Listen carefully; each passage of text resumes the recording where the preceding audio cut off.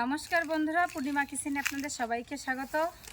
প্রচণ্ড গরম মানেই ঠান্ডা টক, এছাড়া তো কোনো কথাই নেই। তো আমের শরবত বা আমের জুস তো অনেকেই অনেক প্রকারের খেয়ে থাকেন। তো আজকে আমি আপনাদের সঙ্গে একটা নতুন জুস নিয়ে আসছি, টক ঝাল গন্ধরাজ আমের শরবত। চলুন রান্নাঘরে যাই, শরবতটা বানাই, তারপরে খেয়ে দেখবেন কি মজা।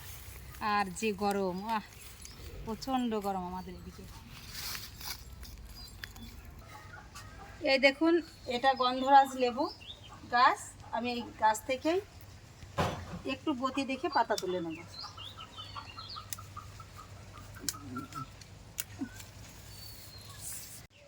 এই পাতাটা দিয়েই শরবতটা হবে। আমটা এই জলের মধ্যে দিয়ে আমি একটু সুন্দর করে ধুয়ে নেব।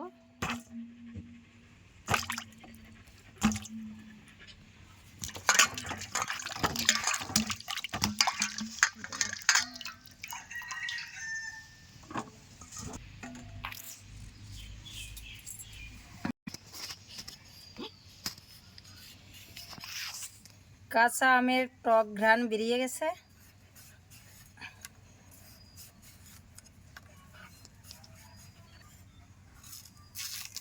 আমটা আমি সুন্দর করে ডুমো ডুমো করে কেটে নেব।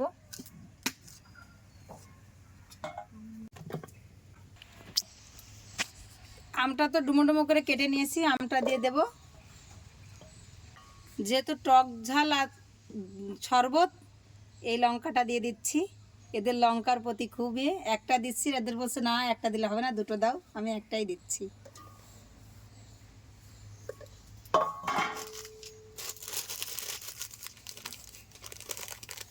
দিয়ে দিচ্ছি এমনি লবণ, দিয়ে দেবো একটু বিট নুন,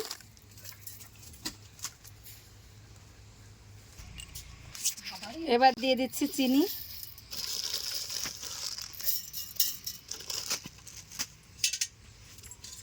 পরিশেষে দিচ্ছি শরবতের জল, ঠান্ডা জল। সুইচ দিয়ে সুন্দর করে ব্লেন্ড করে নেব।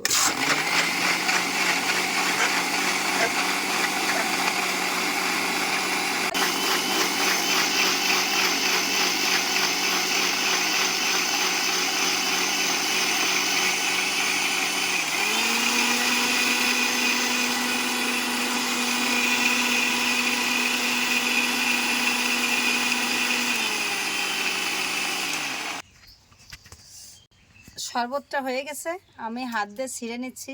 গন্ধরাজ লেবু ছিঁড়ে দিয়ে দিচ্ছি শরবতের মধ্যে। খুব সুন্দর সেন্ট বেরিয়েছে। এবারে একটু আমি সুন্দর করে নাড়াচাড়া করে নিচ্ছি। এবার গ্লাসে ঢেলে দেব।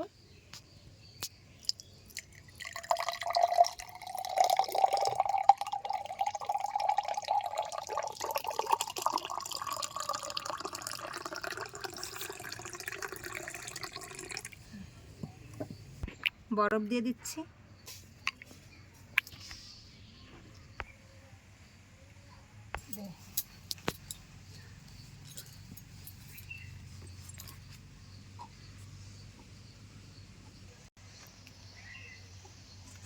এই গরমের প্রাণ জুড়ানো শরবত করলাম একটা টক ঝাল গন্ধরাজ আমের শরবত।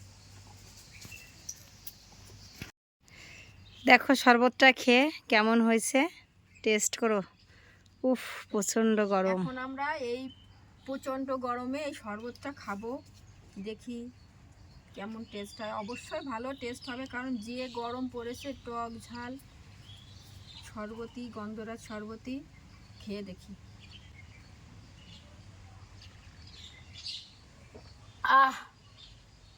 সেই সেই টেস্ট হয়েছে, প্রাণটা জুড়াই গেল।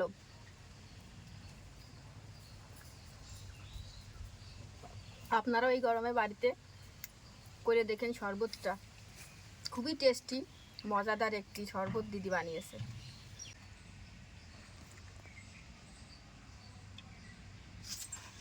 আসলে খুব সুন্দর হয়েছে শরবতটা খেতে, একটু টক টক ঝাল ঝাল, লেবুটার মানে গন্ধরাজ লেবু পাতাটার গন্ধটাও খুব সুন্দর আসছে, চমৎকার হয়েছে খেতে।